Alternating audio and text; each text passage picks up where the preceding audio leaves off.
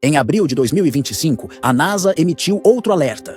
Uma erupção filamentosa no Sol lançará enormes quantidades de partículas em direção à Terra e vivenciaremos uma tempestade solar aqui.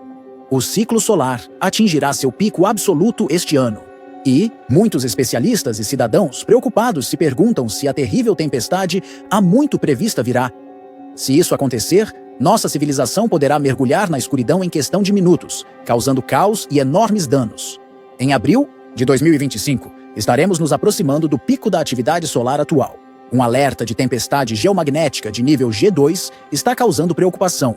O motivo do alerta é uma erupção filamentosa com ejeção de massa coronal, observada pela primeira vez por astrônomos em meados de abril, e que pode ter consequências críticas. A ejeção produz grandes fluxos de partículas que fluem em direção à Terra e podem causar diversas perturbações nos próximos dias e semanas.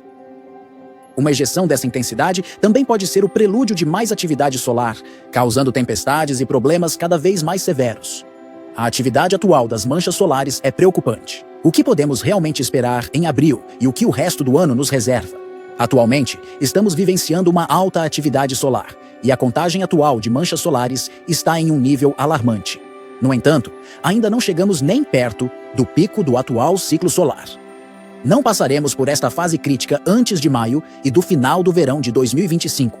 Até o momento, cerca de uma dúzia de erupções violentas de raios-x foram observadas, algumas delas entre as mais fortes desde o início dos registros. Várias erupções de classe M, grandes rupturas de filamentos e subsequentes ejeções de massa coronal levaram a níveis extremamente elevados de prótons.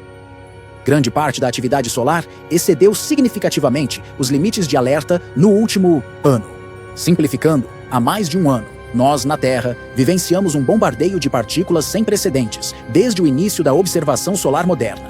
Tudo começou com um evento em 15 de setembro de 2023. Naquela época, uma ejeção de massa coronal anunciou o início do pico atual da atividade solar.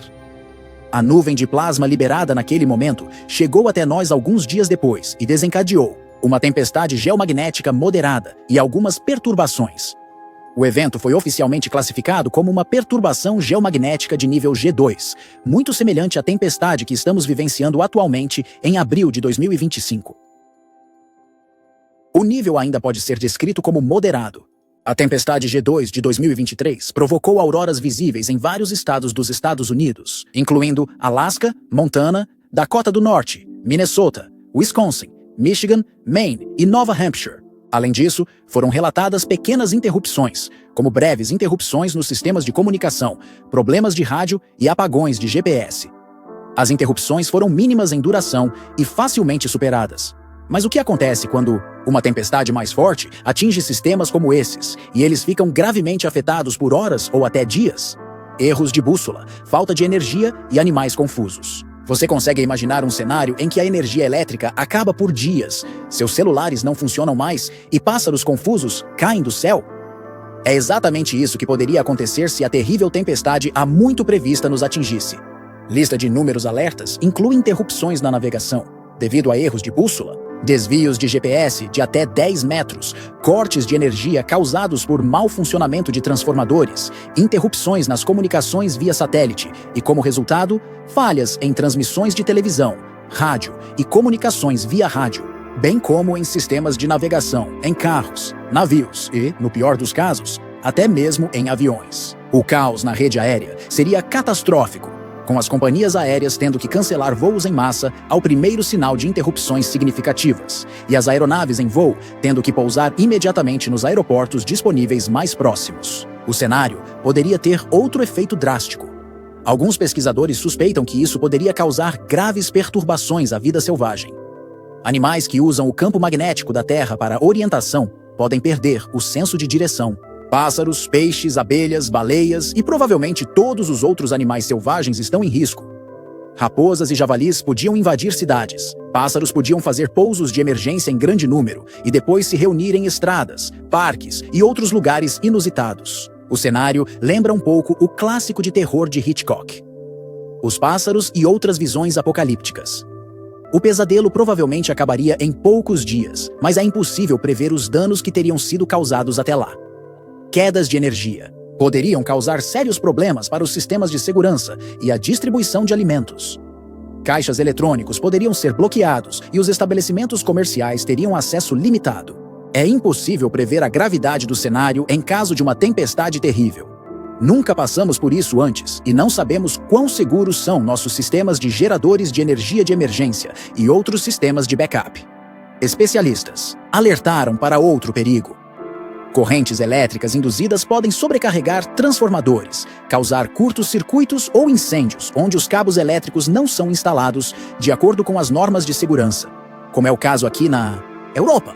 O apagão de 1989, em Quebec, Canadá, mostrou que uma tempestade moderada poderia paralisar todo o fornecimento de energia de 6 milhões de pessoas por 9 horas. Durante o evento de Carrington, no século XIX, os ainda incipientes sistemas telegráficos globais falharam, fios derreteram, faíscas voaram de equipamentos elétricos e incendiaram papel. Em última análise, o maior perigo moderno é o custo. Mesmo pequenas interrupções podem causar bilhões em danos. Só o custo das interrupções nos satélites meteorológicos, de navegação e de comunicação chegaria a centenas de milhões de dólares, desviando rotas de voo sobre o Equador durante fortes tempestades solares. Poderia levar muitas companhias aéreas que já lutavam para se manter lucrativas à beira da ruína. O evento Carrington de 1859 serve de comparação.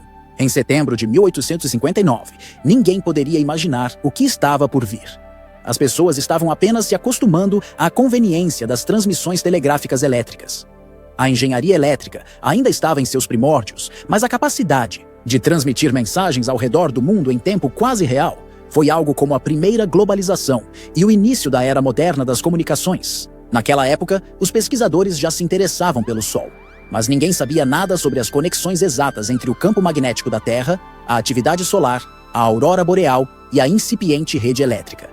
A corrente elétrica nos trouxe progresso e moldou a cultura que desfrutamos hoje. O evento de Carrington é agora visto como um alerta para a humanidade. Tudo começou quando auroras foram observadas em regiões do hemisfério norte, onde o fenômeno normalmente não ocorre. Algumas testemunhas oculares relataram posteriormente que o céu estava em chamas. O centro-oeste dos Estados Unidos foi particularmente afetado. Ali, faíscas repentinas saíram dos equipamentos telegráficos e alguns telégrafos começaram a funcionar de forma independente, como se movidos por mágica. Onde isso aconteceu, as pessoas pensaram que se tratava de uma assombração, onde faíscas causavam incêndios em papéis e linhas telegráficas zumbiam e estalavam de forma suspeita. As pessoas suspeitaram de um defeito e de uma sobrecarga nas redes elétricas. O que aconteceu? O campo magnético da Terra normalmente intercepta partículas eletricamente carregadas vindas do Sol e as aprisiona em uma espécie de rede de segurança. Os bolsões de coleta de partículas existem nos polos norte e sul. Quando estão cheios, vemos faixas coloridas de luz devido ao turbilhão das partículas e sua interação com a ionosfera terrestre. Quando essas bacias de coleta ficam sobrecarregadas, as partículas solares são empurradas para o sul ou norte, e a aurora boreal se torna visível em áreas onde normalmente não é vista. Em 1859, as luzes devem ter sido enormes, pois eram visíveis em plena luz do dia, e o ar estava literalmente crepitando. O crepitar provavelmente foi causado por partículas que migraram cada vez mais para o fundo da atmosfera devido à sobrecarga do campo magnético da Terra. Imagine a seguinte situação. Você acorda de manhã, o céu está brilhando e faíscas voam ao seu redor, vindas de celulares, tomadas e outros dispositivos tecnológicos do lado de fora da sua porta. Você tem a sensação de que o ar ao seu redor está crepitando e talvez os pelos finos da sua pele estejam arrepiados. Em 1859, muitas pessoas, ainda bastante supersticiosas na época, pensaram que uma maldição divina havia caído sobre elas. O que de fato ocorreu foi uma explosão solar semelhante às que vivenciamos hoje, com intervalos regulares. O fluxo de plasma atingiu a Terra cerca de 20 minutos depois. Provavelmente, levou apenas alguns segundos ou minutos para que o campo magnético da Terra ficasse sobrecarregado. A única pessoa que compreendeu corretamente os eventos na época foi o astrônomo Richard Carrington. O inglês havia se dedicado ao estudo intensivo do Sol, e em setembro de 1859, avistou uma mancha estranhamente escura na superfície solar. Os princípios básicos que ligavam a aurora boreal à atividade solar já eram conhecidos naquela época. Carrington também sabia que a aurora boreal era particularmente forte e havia se deslocado para o sul. O cientista natural imediatamente transmitiu a informação. No entanto, devido à falha do sistema telegráfico, pessoas ao redor do mundo, Tiveram que esperar um pouco até descobrirem que não fora a ira de Deus que incendiara o céu, mas uma tempestade solar.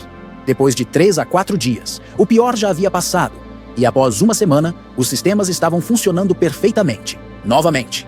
No entanto, os danos já eram consideráveis naquela época e as pessoas ainda estavam abaladas com a experiência.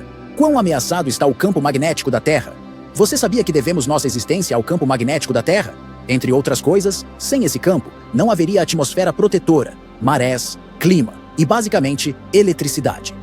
As condições em nosso planeta são perfeitas para o surgimento da vida e para a biodiversidade que conhecemos hoje. Até que ponto todos nós dependemos do campo magnético da Terra ainda não está totalmente claro.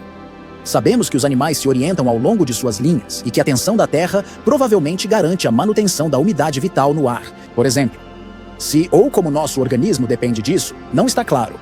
Marte, por exemplo, praticamente não possui campo magnético e, portanto, provavelmente perdeu toda a sua atmosfera, se é que alguma vez teve uma. A perda da atmosfera, provavelmente, levou à desolação e à perda de toda a água da superfície. É realmente fascinante o que o campo magnético da Terra pode fazer. O campo magnético da Terra é gerado pela interação perfeita de forças dentro da Terra. O geodínamo do nosso planeta é impulsionado pela rotação de metais líquidos. Processos como a rotação da Terra e interações complexas entre componentes, metálicos, sólidos e líquidos estão envolvidos. Correntes de convecção fazem o metal líquido circular como água fervente. E o movimento do ferro líquido gera finas correntes elétricas, que por sua vez criam o nosso campo magnético. O campo espirala ao redor da Terra e forma uma espécie de barra magnética, com centros nos polos magnéticos norte e sul. Tudo é quase perfeito. A interação entre a rotação da Terra, os líquidos em seu interior e até mesmo as bolsas de proteção nos polos norte e sul é perfeitamente orquestrada. Mas pode haver exceções, e essas exceções colocam os humanos em risco. É preciso imaginar que tempestades solares mais violentas não sejam um problema para a nossa Terra e para si mesmas. Também não se sabe ao certo o quão perigosas tempestades solares extremas seriam para os animais se eles já não estivessem expostos às influências perturbadoras de nós, humanos. Os pássaros são confrontados com nossas redes de rádio e telecomunicações, e as baleias reagem comprovadamente aos ecobatímetros de navios. Se uma tempestade solar for adicionada a isso, os sistemas de navegação dos animais podem ser interrompidos mais rapidamente. O fato de essas estruturas serem as mais vulneráveis a tempestades solares demonstra por si só a existência de uma conexão entre nossas redes de rádio, fluxos de partículas e o campo magnético. Clique no botão de inscrição agora mesmo. Os melhores vídeos ainda estão por vir.